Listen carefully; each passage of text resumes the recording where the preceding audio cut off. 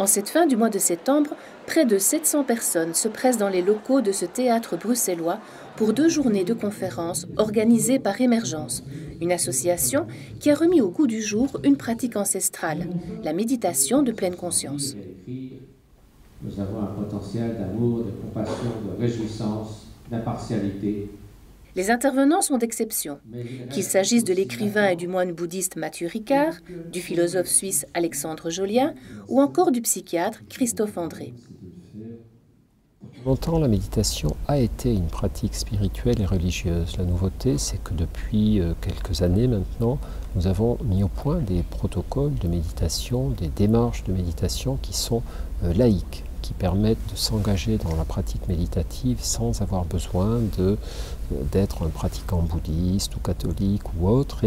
Et donc, à ce titre, c'est une pratique laïque, mais évidemment, qui concerne beaucoup la vie de l'esprit, l'ouverture de notre esprit aux grandes réalités de l'existence. Et donc, si c'est ça qu'on appelle la spiritualité, ouvrir son esprit à ce qui n'est pas simplement matériel, alors oui, la méditation est aussi une pratique spirituelle.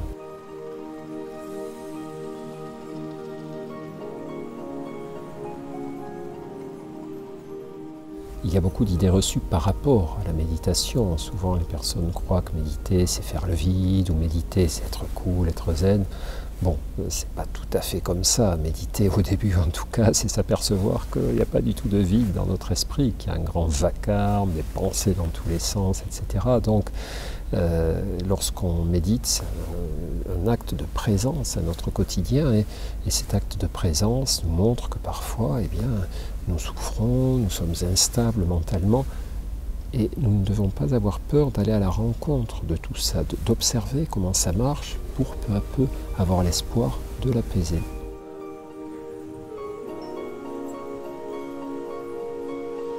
Devenue vrai phénomène de société, la méditation de pleine conscience est pourtant une discipline contraignante et de longue haleine, même si cela peut surprendre.